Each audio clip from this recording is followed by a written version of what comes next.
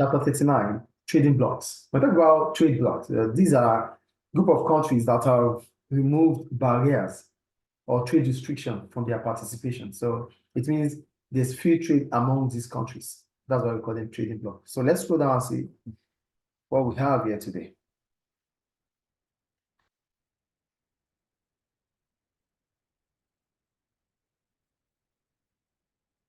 What is a trading bloc? The world generally divided into a number of trading blocks. These are groups of countries situated in the same region that join together to form a free trade area. So this means that trade between all the members will be completely free of tariffs, quotas, and other forms of trade barriers. It is also common for trading blocks to have a common tariff on imports from non-members. However, not all trading blocks are the same. They may differ in size and nature. So for for trading blocks, they are a group of countries that are within themselves. They try to take away embargo. They try to take away trade barriers. So it means they are able to trade freely amongst themselves. That's why we call them the trading bloc. So they can trade amongst themselves without any issue. And they also have that agreement to charge non-members the same tariffs. So any country that is not part of them will be charged this unique tariff. So let's see what and they said they are different in size and nature. So let's see what we have here. They said provincial trading areas. These are part of trading blocks too. This type of arrangement means that members agree to remove trade barriers on a range of goods and services. So when it is provincial, it means we agree to take away some barriers or trade restriction from specific goods or services. Yeah. That is provincial trading area. Then we have free trade areas for FTAs. These are members, trade between members of an FTA is completely free of trade barriers. However, members are allowed to impose trade restrictions on non-members. So for free trade areas, the FTAs, it means not only goods and services or specific goods or services. For every transaction, every import and export within those groups are free of trade barriers. That is what they mean. And they have the ability to charge non-members or to restrict non-members from trading. That's for FTAs. Then we have custom unions. For customs union, these are similar to FTAs, but members of the custom union impose a common set of trade barriers on non-members. This means that products imported by one member can be resold and transported to other members in the union. The European Union is one of the biggest customs union in the world.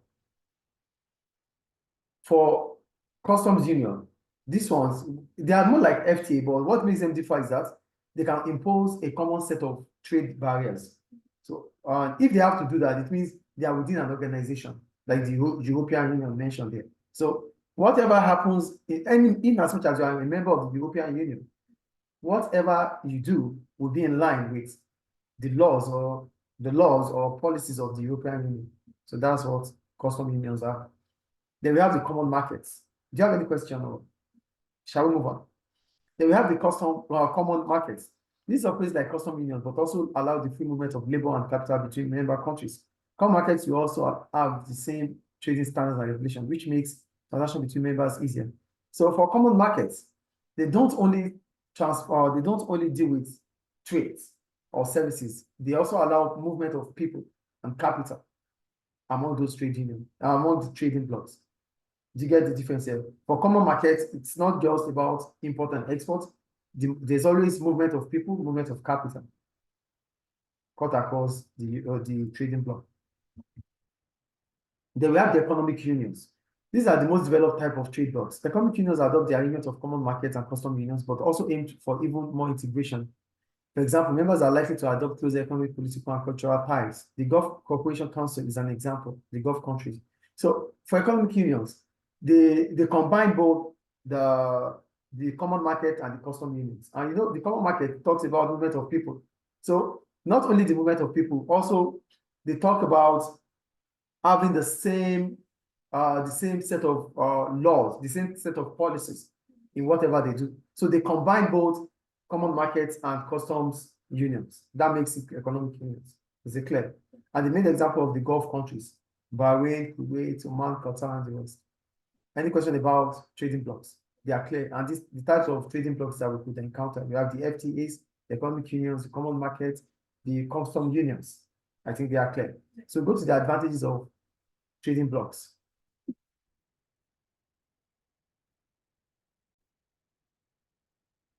The advantages of trading blocks. So we're talking about the impacts of trading blocks on member states. So those are amongst those that are members of the trading blocks. So what are the advantages they have? Trading blocks provide many benefits to their members. Belonging to a trading block brings much the same benefits as those that result from free trade anywhere. If members of the block abolish all trade barriers, goods will be cheaper and there will be more consumer choice and faster economic growth. Firms will be able to exploit economies of scale because they have access to larger markets, and extra competition will improve the quality of goods and encourage innovation.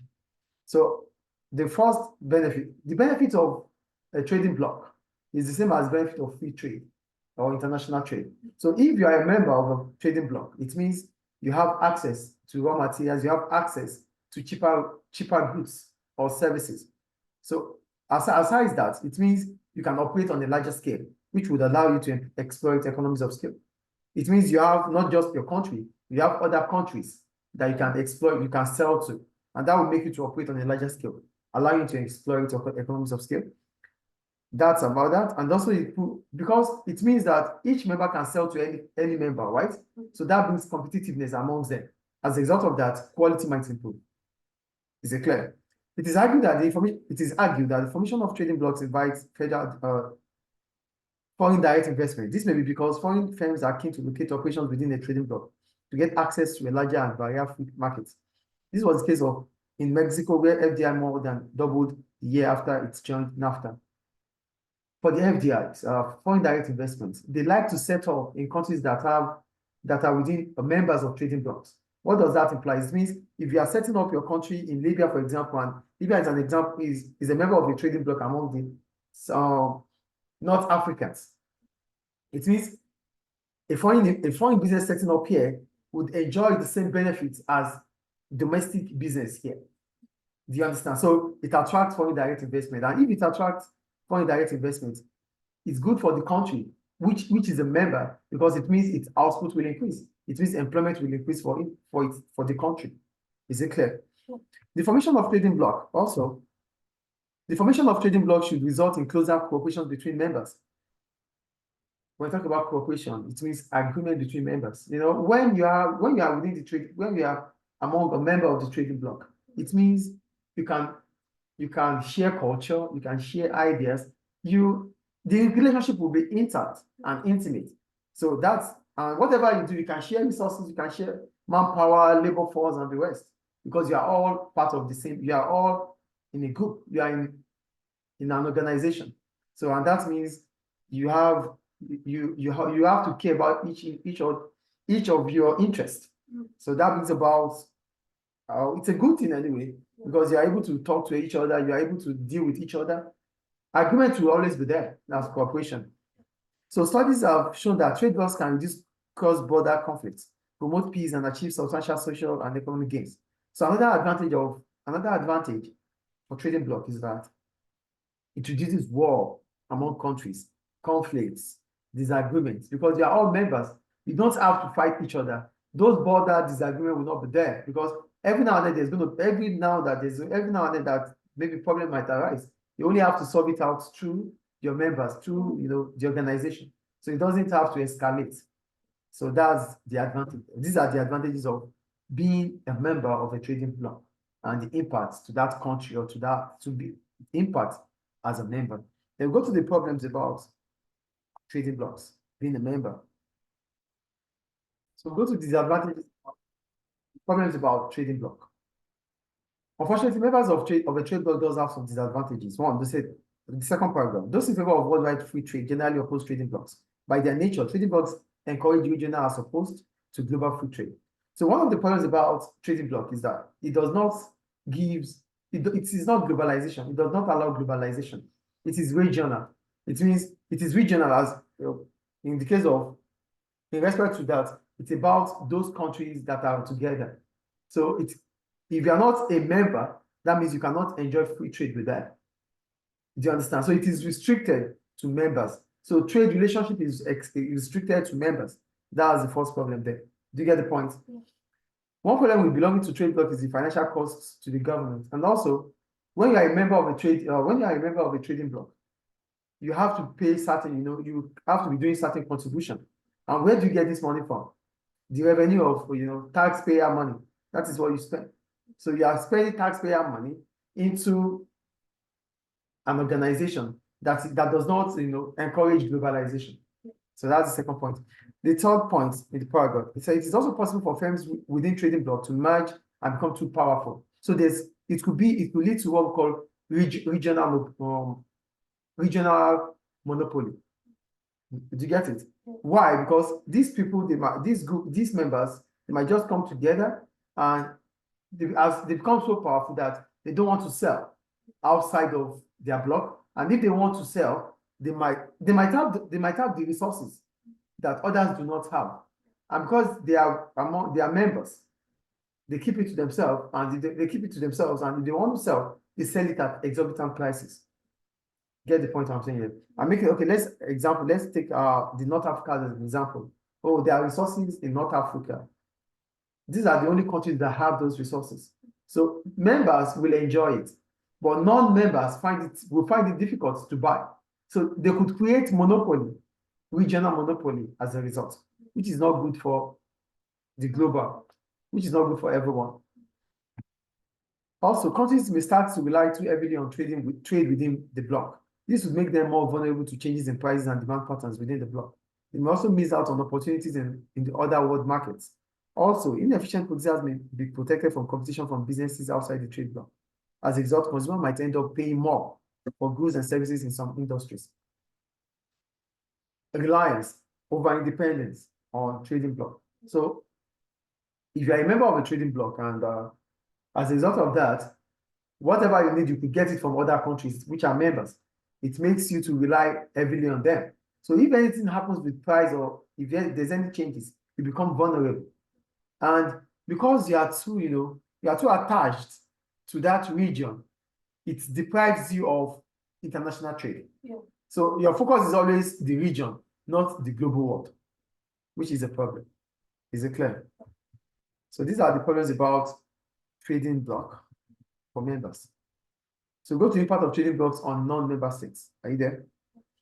Countries that do not belong to trading blocs will face common trade barriers when selling goods to any member inside the bloc. They will obviously be at a disadvantage and may be forced to find new markets. However, it is still not clear whether non-members will suffer in the long run. For example, since joining the EU, the UK has reduced trade with some members of the British Commonwealth. However, there's little evidence, if any, to suggest that these nations have suffered as a result. As non-members, the fate you have, your fate is the same as any other member, because what it simply means is that you won't have the opportunity that members have. So it means if you are not a member, you have trade restrictions. You won't get goods at a cheaper rate, like any other non-members. But it has never occurred. Like they make the example of EU and UK here. It doesn't mean that you become vulnerable. You just have to find new markets. Oh, the North Africa has petroleum, and they don't want to sell to non-members. Yeah, we find other countries that are not the North African that have petroleum. The only thing we need to do is to just find new markets. Is it clear? Cool. So examples of trading blocs, we have the NAFTA, the North American Free Trade Agreement for North Americans, Mexico, US, and Canada. Yeah. So these are the NAFTA countries. We have the ASEAN, the Association of Southeast Asian Nations. Well, what about all these things? I am going to summarize them. Mm-hmm. For members, what it means are what we have talked about. Mm-hmm. So each association that you are, or each organization that you have, the benefits of being in the trading bloc are what you enjoy. Do you get me? NAFTA, whatever association, whatever region, whatever trading bloc you belong, the benefits are the same. So it means if you are a member of the EU, whatever happens, you need, that means the EU, they use Schengen visa, Yeah. So any non-member would need a Schengen visa. That means as a Nigerian, if I want to maybe tour the European Union, I need a Schengen visa. So it means they're going to have uniformed policies, custom, So what it simply means is that whatever association you belong to, whatever membership you have, you enjoy it as a member. And whatever you enjoy, non-members would never enjoy it. That is about this association. Clear? Then we go to the case study, the multiple choice question. The first one. So which of the following is a benefit of a trading block?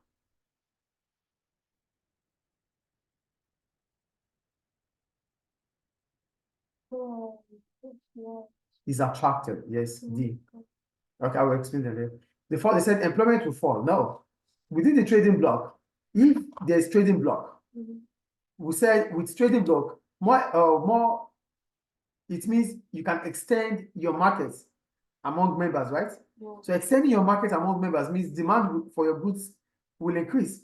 Yes or no? So you might need more workers. And remember, we said the demand for labor is always derived demand. So demand for workers will increase. So employment will not fall. It will rather increase. Clear? Inflation will be lower. No, it's not going to reduce inflation because inflation is a government policy. Yeah, it doesn't. And it doesn't go into trading block. Yeah. The third one, exchange rates will fall. It is not about exchange rate. Yeah, so they might even have common currency. So it's not about exchange rate. I think it's fair. So question 2. Which of the following statement about trading block is true? They discourage political cooperation. Countries, okay, just tell me the answer, then we explain each other. We explain each one.